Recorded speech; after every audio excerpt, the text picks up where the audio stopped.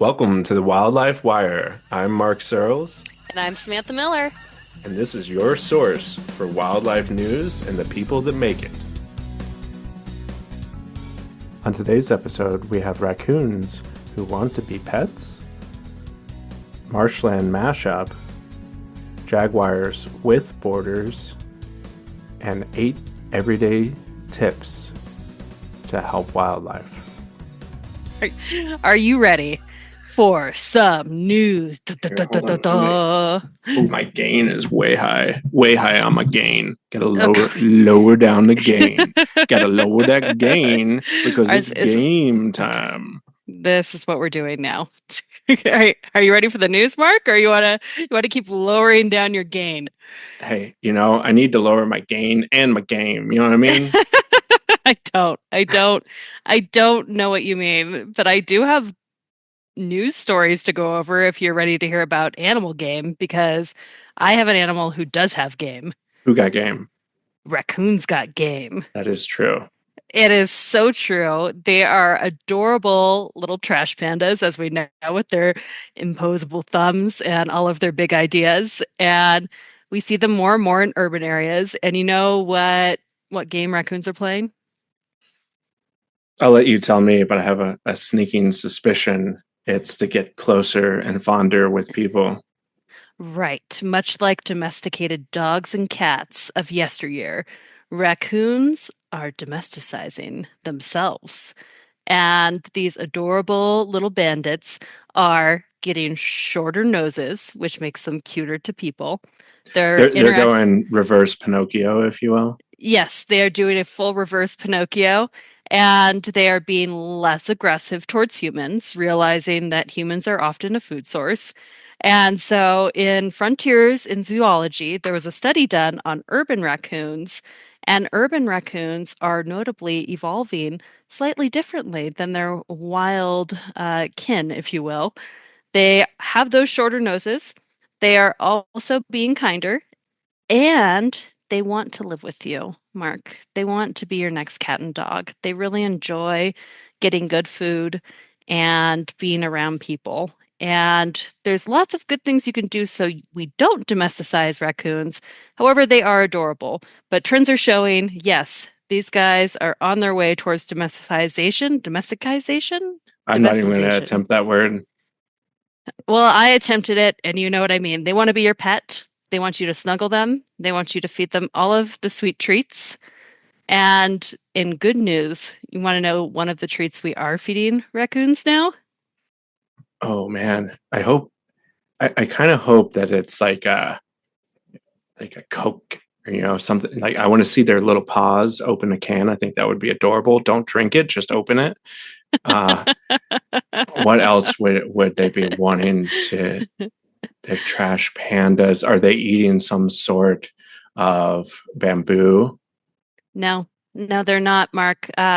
Because they have become so adorable to the people of New York City, New York City has actually Pizza. they've decided to start vaccinating their raccoons, Mark, Oh, and treat. I knew that your ears would perk up at this. They are vaccinating them for rabies with fish-smelling little edible packets and leaving them out for the raccoons so the raccoons don't catch rabies and aren't aggressive and don't give rabies to dogs and cats, and the raccoons are healthy. So they're actually applying medication to wildlife that could be harmed by, human-caused diseases. hmm. So I thought that was pretty interesting too. A little tidbit in my research there that I thought you'd like because of your research on mange. Yeah. Well, what's really interesting there, I've never heard of an oral treatment or any kind of what's the word I'm looking for? Uh, Vaccination. vaccination, right? Oral Oral oral vaccination. medication. Yeah, I've never heard of it, a vaccine being delivered orally. So I wonder if it's something that has to be done repetitively, or if it's like one dose will get them for a while. I don't know, but I'm flagging it for you. And do you want to tell our listeners a little bit about mange since I said it, and that way people can know what we're talking about? Yeah, mange. where do we start? Start at the tail, really. Yeah, Uh, go ahead. Tail end of the story is so our foxes, our coyotes, our wolves, our mountain lions, our bobcats, bears even can be susceptible to mange. There's a couple of different types of mange around, but it's certainly more prevalent in our urban suburban areas for a couple of reasons. So one, because of the rodenticide use that is prevalent in those spaces, that can lead to compromised immune systems and will cause the severity or impacts from mange to be more severe. And what's interesting too, I was actually reading a couple of different scientific papers today on urban coyotes and on mange, and uh, you, these animals will both kind of seek out when they are suffering from mange. They will seek out more human dominated areas because we provide them good food and shelter, and they will have more overlapping territories when they are sick versus when they're healthy. And so, I'm tackling this on multiple fronts, on the rodenticide front, and then also on the field treatment side of things, and uh, meeting with my local officials this coming Monday to talk about some coyote coexistence measures, and I am also bringing up mange and how that really impacts people's the amount of encounters people have because they're just hanging at their houses and whatnot. My colleague in Texas does field treatment. She's a rehabber and has permission to get to treat in the field, and she's often hanging around neighborhoods where coyotes with mange have been spotted, and they're usually like right next to someone's house because it's a safe place and they're not feeling good, they're not eating well, and they need help. Unfortunately, we can't do that preventative care for them. I wish we could, but it is a huge problem, and certainly something that is you can identify a lot easier than a potential rabid raccoon. But that's the short and sweet version of mange in our urban areas. So yeah, they get our wildlife gets all kind of diseases around us. Turns out like we're kind of gross. Yeah, we do spread a lot of disease, and I know our domestic dogs really did a number on spreading rabies around the West too, or the Western Hemisphere of the world. Um, with mange too, so our listeners know that's when you see those coyotes without fur that have, tails with no hair on them. And mange was introduced by us on purpose to wild canids by veterinarians, I believe in Montana, right, Mark? Yeah, Montana State Veterinarian did it in the early 1900s, but there were documented cases in Texas as well of people trapping coyotes and then infecting them with sarcoptic mange and releasing them back out. And yeah, like a healthy coyote should be able to fight the parasitic mite off that causes mange, but one who has a compromised immune system is more likely to be like that fully hairless individual, which is there's really no good time of year to be fully hairless if you're Yeah. a mammal other than a human. Like where um, winter obviously they aren't staying warm, and in the summer they're exposed to the long sunny days. Yeah, it makes me really sad to see that. And so I think it's definitely part of our responsibility to treat our wild neighbors when they have these types of diseases because a lot of them are our fault. And as good stewards of the environment, I think that we should try to assist in animal suffering whenever we can. So, thanks for taking a walk down Mange Lane. I'm not going to assist in animal suffering, but I will assist in preventing Helping or animals who are suffering, Mark. Helping animals who are suffering. Assist animals who are hold on, suffering with their feelings. popped my headphone out. Yes,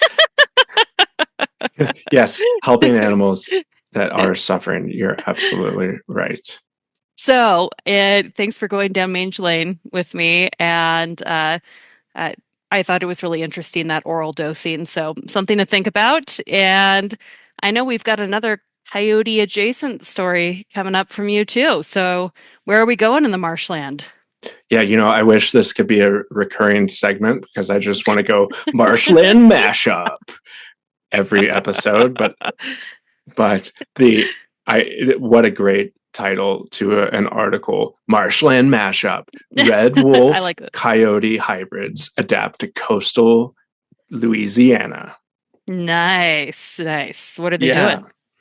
yeah. Well, so we know that uh, red wolves are incredibly endangered, and the only uh, pure red wolf wild population that we have remaining is off the coast of North Carolina and the Outer Banks at the Alligator River National Wildlife Refuge. Mm-hmm. Uh, but we also do know that uh, red wolves and coyotes have been mating with each other for quite a long time, and they're the ghost wolves of Texas. And I know Ooh, you're familiar with them, and I you're am. you're hopeful that you actually even spotted a couple, right? Yes, I am. Fingers crossed. Gotta wait for that DNA analysis.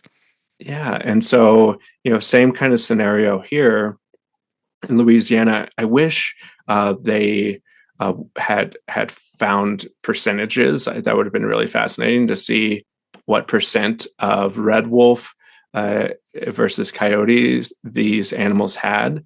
But this is through the Texas Louisiana Canid Project, Mm-hmm. and they've joined forces with the Wolf Conservation Center as well. Mm-hmm. And so they basically just drive around farmlands and prairies of Southwest Louisiana and set live traps looking for coyote hybrids. And it's a team of researchers and students that are doing this. They're tagging them. They're doing blood work, measurements, all the good stuff to understand more about these animals. And I guess they're a little bit different than our typical ghost wolves that we talk about in Texas, Yeah. and I'm sure that are in other places as well, in that these are adapting to be able to live in the marshland coastal complex. How are they doing that, Mark? Yeah, well, first, coyotes, that's not really where they like to thrive, right? Mm-mm. So, but they're figuring it out.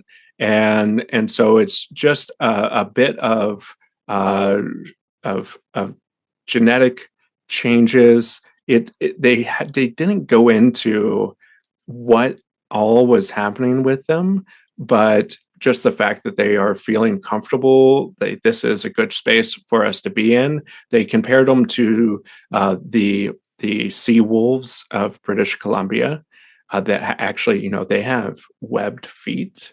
My dog has webbed Yes. feet, but he hates to swim. I feel Yeah, like it's that's a true. real big lost opportunity. Uh, so maybe we'll see some web feet coming in their future. Uh, Ooh, are they eating crustaceans and other marine life? yeah, yeah. I mean, coyote will eat anything, right? So Right. But will red wolf? Will ghost wolf? I don't know. You tell me on this marshland mashup. So beyond crustaceans, like you mentioned, the hybrids of red wolves and coyotes, they have bigger bodies that helps them swim across canals, and that those canals were created by fossil fuel and shipping in the past. They have longer legs, again, that the coyote wouldn't normally have. That comes from the red wolf. So it lets them be a little more elevated and see through the wetland grasses in search of prey. And they have smaller heads and longer ears, which allow them to target prey. That also includes nutria, feral hogs, and rabbits. So I know that nutria and feral hogs are something that's of concern for the folks of Louisiana and Texas and other parts of the South. Yeah, Godspeed, friends. Yeah, those long-legged coyotes are eating the feral hogs. That's good to hear. Yeah. I'm sure as this research progresses that we will find out more about some of these adaptations that these animals have made, and you know, it's a big debate out there with the red wolf recovery, right? Like, do we allow them to mate with coyotes, or are we going to try to keep red wolves as genetically pure as possible? I think both is probably a good way to go. The reason that they put those red wolves on Alligator Island National Wildlife Refuge, because it's, well, an island, and Yeah. they were trying to keep the coyotes away from them so they wouldn't breed. Because who doesn't want to breed with a coyote? I mean, you see a coyote walking down the street, like, hey, I'm a red wolf. How are you doing? What's up? I got game. Let's do this. So yeah, really, really cool. And a little tangential note here. Oh, I'm so ready. Tell me your tangent. Well, one or the greatest historian, I'm saying it right here on the Wildlife Wire first, the greatest coyote historian around is Dan Flores. And where's he from? He is from, I don't know. I'm failing my Dan Flores pop quiz. Texas is from Louisiana, and he talked about hearing them when he was growing up there, and curious, did he hear red wolves some? Did he hear coyotes? Were they already mixing at the time of his childhood? We will never know. Dan Flores. He is a wildlife icon to me. Yes, expert in all things, but natural history is definitely his niche, and he's got it down. So I'm glad I know now he is from Louisiana. Little known fact to me. Yeah, and you know what? I'm gonna go out on a limb here since we're going on this tangent, and I'm going to go ahead and plug a podcast that maybe doesn't they don't always share the same views as us, but the Meat Eater folks, because Dan did a 26-part series. He also came on the Wildlife Wire as well. That he dives into different species and really does what he does best, and just talks about some of the tragedy that occurred, why we did some of the things we've done in our past, and it's really great to hear him. It's like being in one of his classes. I would assume, back when he was a professor. So I certainly recommend folks checking that out, and I'll put a link to that in the show notes. Yeah, what else used to be in Louisiana, Mark? My brother's ex-wife. No, no. She's not there anymore? What happened to her?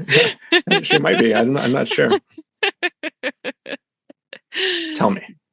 Jaguars. Jaguars are in Louisiana? They used to be. They used to be in California, Arizona, New Mexico, Texas, and parts of Louisiana. Can you believe it?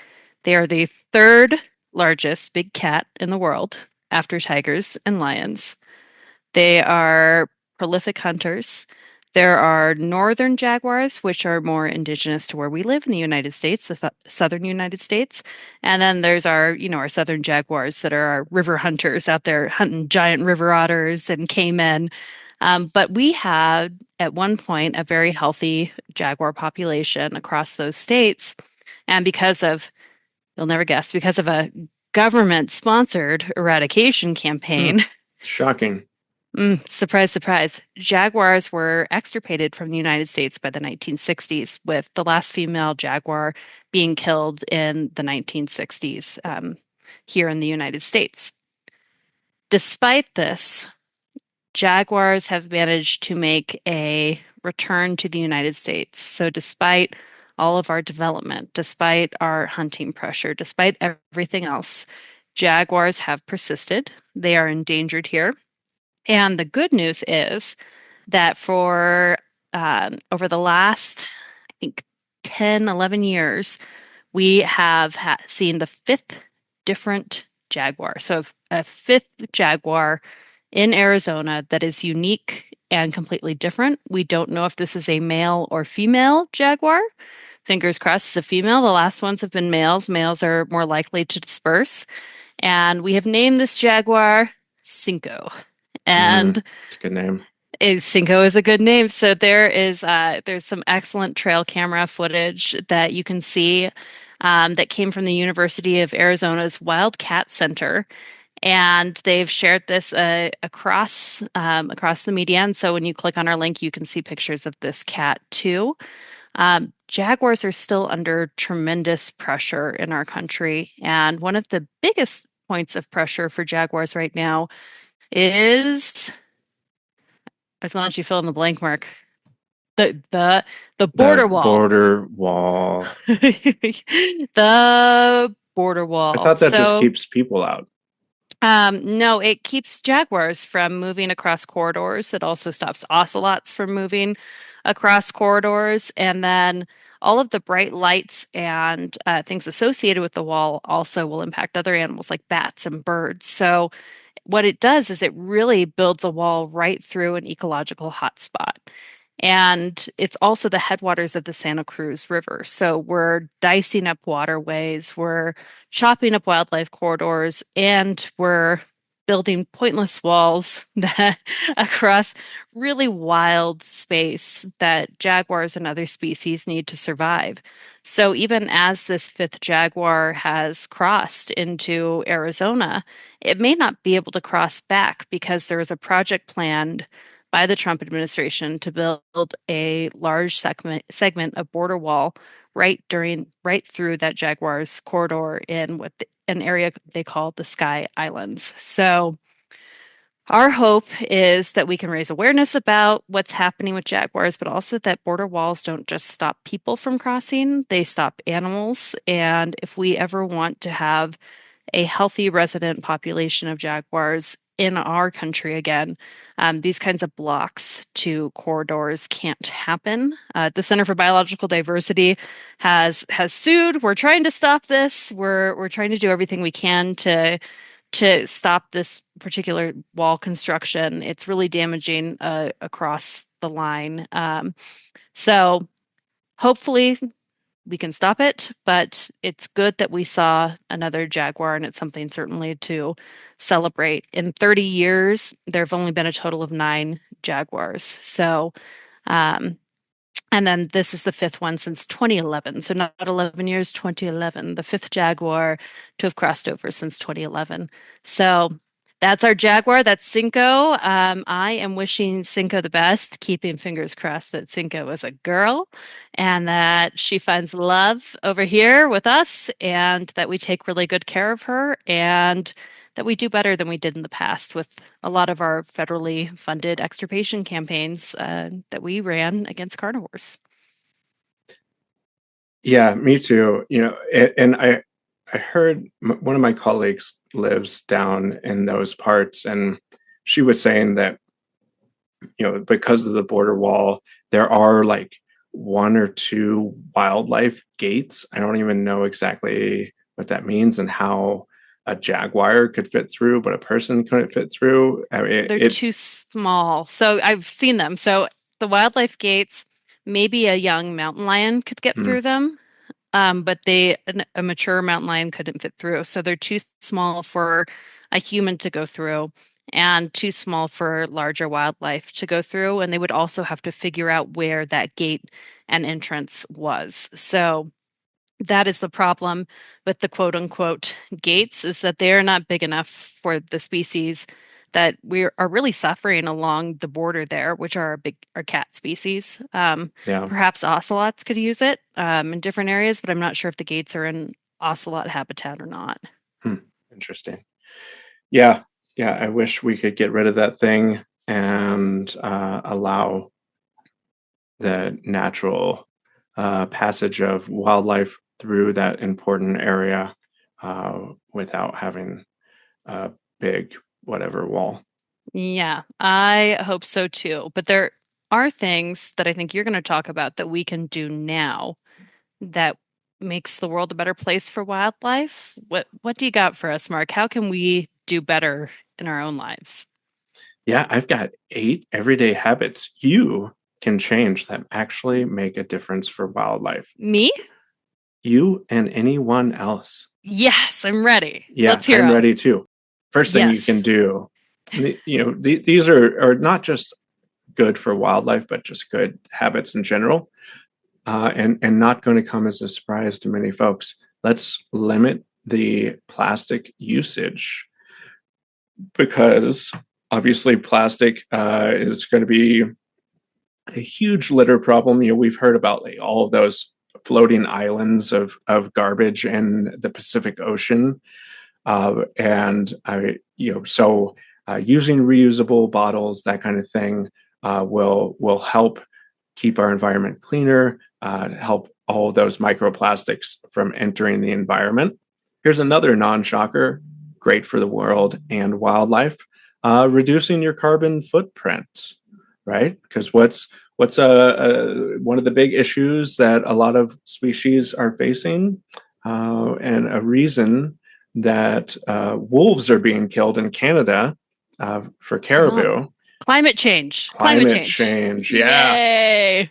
1 point for me. yeah. And I think these are great. Like these are things we're listing so far that yes, individuals should do, but really like with especially with carbon footprint, like that's stuff that's at a industrial scale that is we need some major reforms taking place to hit those big polluters out there that go much farther than the individual citizen at home.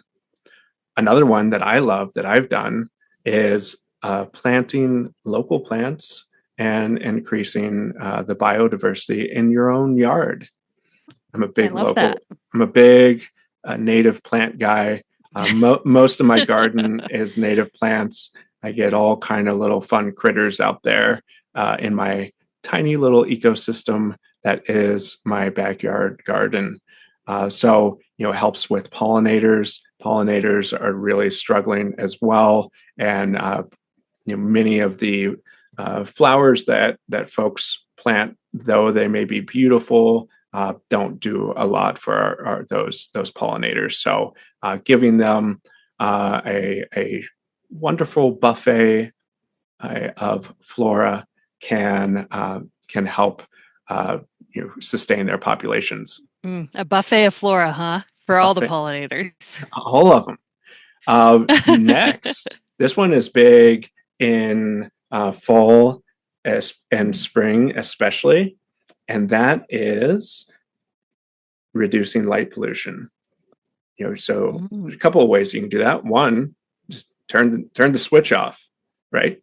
Two, when you do have outside lights, making sure that they're directional and they're shining down and not just beaming all around, where that can distract some of our bird species that are migrating, because guess when they often like to fly in migration At night. at night. So Yes. that all of that light pollution doesn't help with their travels to warmer locales in the winter and cooler locales in the spring, summer. That being said, we shall move on to the next one. This one says sustainable seafood.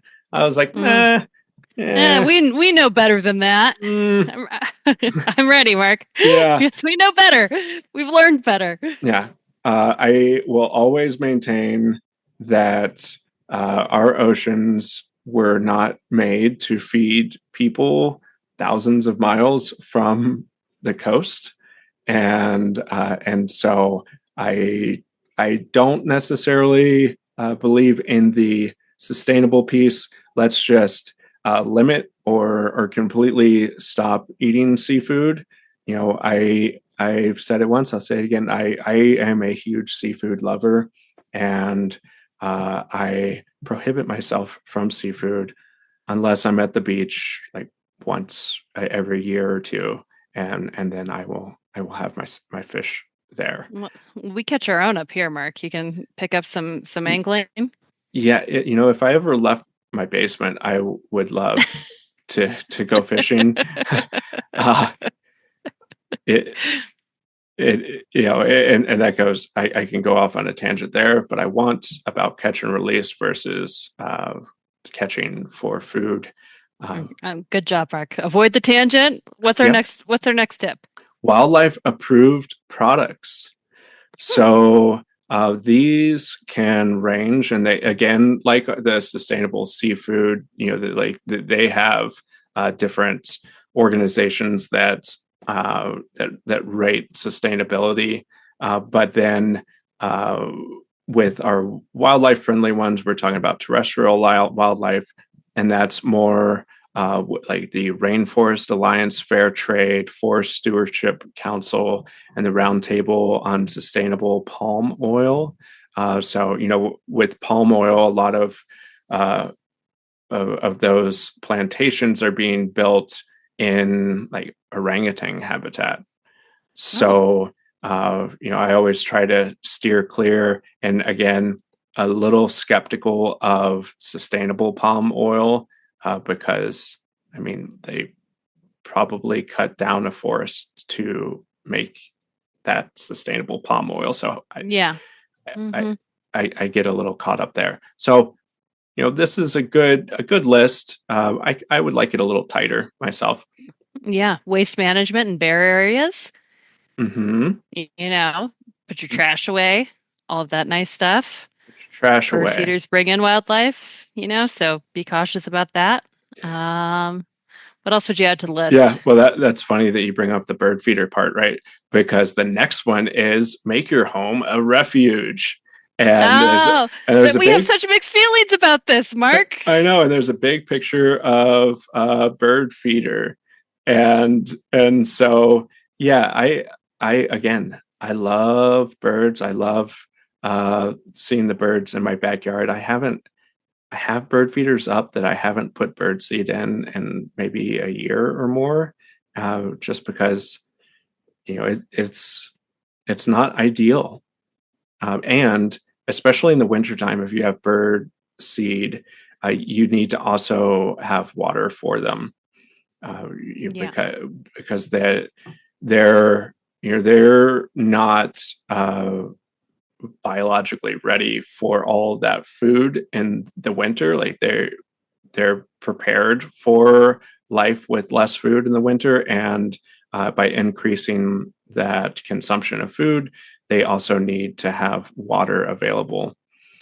So, I think with this one, I would veer more towards the native plant gardens, maybe having a backyard pond, having shelter for them to thrive in. But again, you got to be careful because too much of all that stuff or too big of a shelter, that kind of thing. Now you might be attracting, our carnivore friends like our foxes and our raccoons and our coyotes. right. So I say build a refuge responsibly and know that when you put out the welcome mat, animals will show up, and you can't pick and choose who shows up necessarily. So I think that's just something to keep in mind as you landscape your garden. I love having more animals around, but being aware that from bird goes fox, goes coyote, goes mountain lion, goes bear. There's so many different species that interact with our spaces because we're living in their space. So just being knowledgeable about the area you live in and the animals that can come in. Well said. The last one I fully support. Okay. Volunteer. Hey, and you know what? Yes. If you live in Colorado and you're looking for an opportunity to volunteer, you could go to cowildlifealliance.org and volunteer to advocate to your state wildlife agency or the legislature. But there are That's many, true. many opportunities to get out there, whether it's volunteering like that for advocacy work, could be going to your local parks and doing some native plant restoration, could be cleanups, all kind of good thing, all kind of great ways to help make this world a little bit better for our wild friends. I love that, Mark. Well, I personally do a town cleanup every year. It's one of my favorite volunteer days. So I think organizing groups to get out is great. And thanks for shamelessly plugging our own nonprofit, cowildlifealliance.org, There it is. where Coloradans can volunteer to donate their time towards, really pushing for better rules, laws, and other things for wildlife with the state agency and with the legislature. I love it. Well, we shouldn't have such long gaps, but we're both working really hard with our day jobs and doing that work on the policy front to make it Colorado and other states a bit better for wildlife. But we will. I pledge to you, listener, we will do better. We'll be back. Either way, we'll be back. And it's great talking to you about the news, Mark. So bye, listeners. Bye. This has been an episode of the Wildlife Wire with me, Mark Searles, and my co-host, Samantha Miller. Thank you for listening.